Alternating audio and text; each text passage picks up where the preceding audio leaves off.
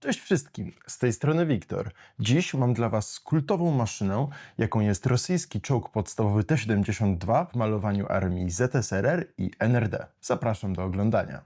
Kogi, buduj historię klocek po klocku.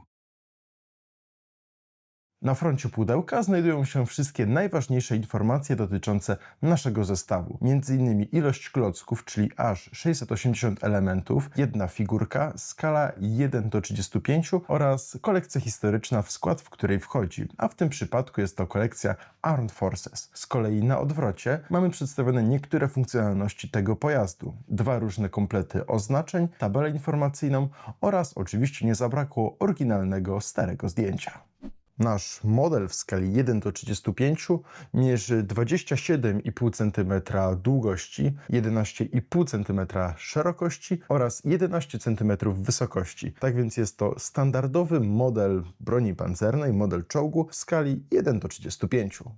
Malowanie czołgu T-72 jest odpowiednie dla wzorów kamuflażowych używanych przez prawie chyba wszystkie państwa Układu Warszawskiego w latach 70., 80., a nawet 90. XX wieku. Czyli czołgi są w jednobarwnym, zielonym malowaniu bez różnych kolorowych akcentów, tylko wszystkie są właśnie pomalowane w kolor zielony. Był to standardowy kamuflaż, który nie sprawiał jakiegoś większego wysiłku. W dobie zimnej wojny kamuflaż i jakieś wielkie kamuflowanie pojazdów nie było wymagane, bo podejście, zwłaszcza w bloku wschodnim, było takie, że podczas zimnej wojny, która miała być wojną atomową, jednostka się nie liczyła. Tak więc czołgi malowano możliwie jak najprościej, bez wielkiego zaangażowania siły oraz środków.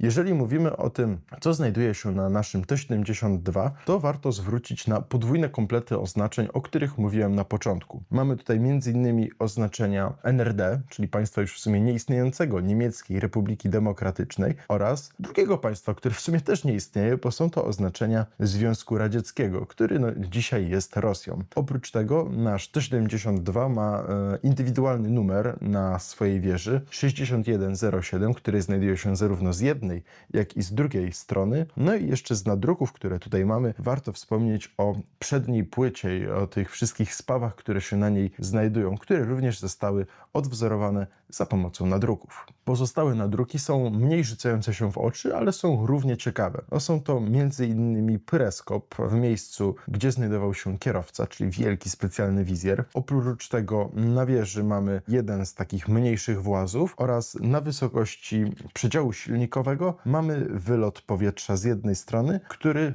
ciekawostka, pozwalał na zapewnienie osłony dymnej przez sam pojazd. Było to ciekawe rozwiązanie, które wprowadzono w czołgach radzieckich, podczas gdy maszyna zwiększała obroty swojego silnika, mogła wywołać wielką zasłonę dymną.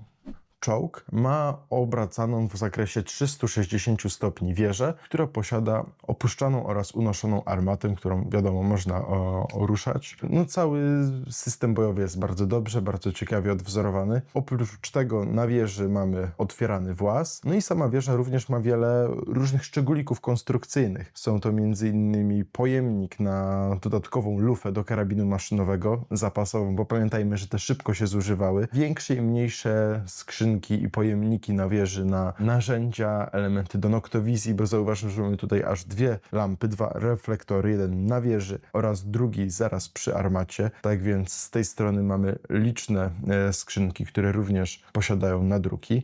I sama wieża oczywiście posiada maszt do radiostacji, bo w dzisiejszych czasach łączność radiowa jest niezwykle ważna na polu walki, zresztą tak samo jak 80 lat temu. By pokazać inne szczegóły konstrukcyjne, dobrze jest zdjąć wieżę, bo wtedy łatwiej po prostu jest to zobaczyć. W kadłubie naszego pojazdu mamy m.in. otwierany przedział silnikowy, który posiada bardzo starannie odwzorowany model potężnego silnika naszego pojazdu. Ale oprócz tego z takich elementów ruchomych to mamy właz kierowcy, o którym wspominałem wcześniej, który jest unoszony i obracany. Tak więc tutaj również bez problemu bylibyśmy w stanie wsadzić figurkę dołączonego do zestawu załoganta.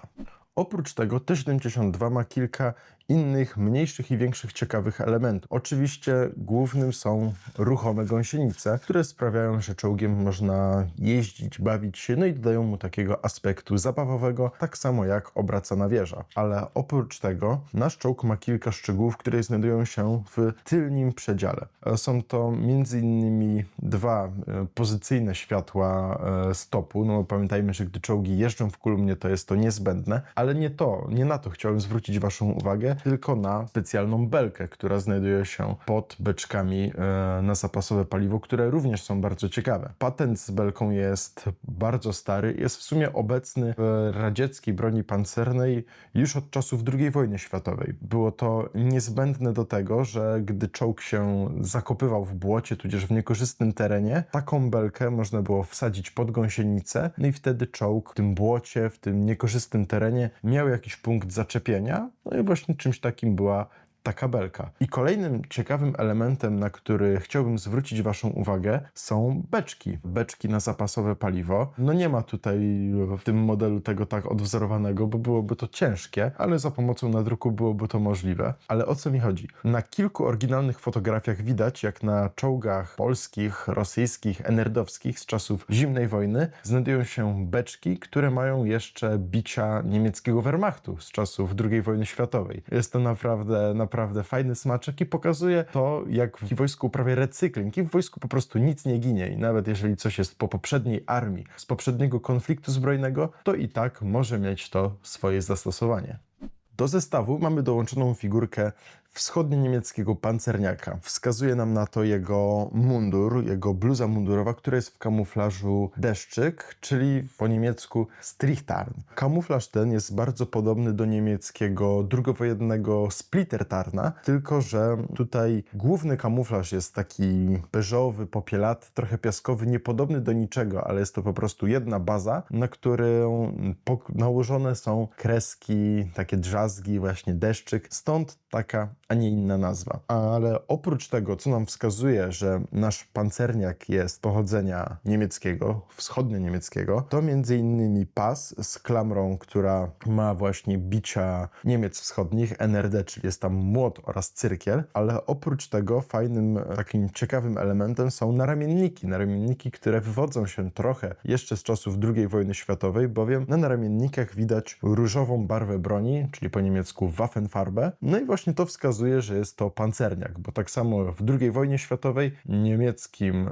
kolorem niemieckich pancerniaków był kolor różowy i tutaj jest to samo. Nasz pancerniak na głowie ma klasyczny czarny hełmofon, a w dłoni trzyma jeden z rodziny karabinków AK.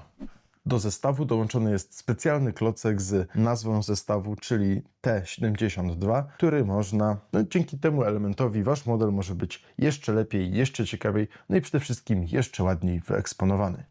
To już wszystko na dziś. Jeśli ten materiał wam się spodobał, zachęcam do polajkowania, skomentowania, a jeśli wciąż tego nie robicie, to również do zasubskrybowania kanału Kobi. Do zobaczenia w następnej recenzji i pamiętaj, buduj historię, klocek po klocku.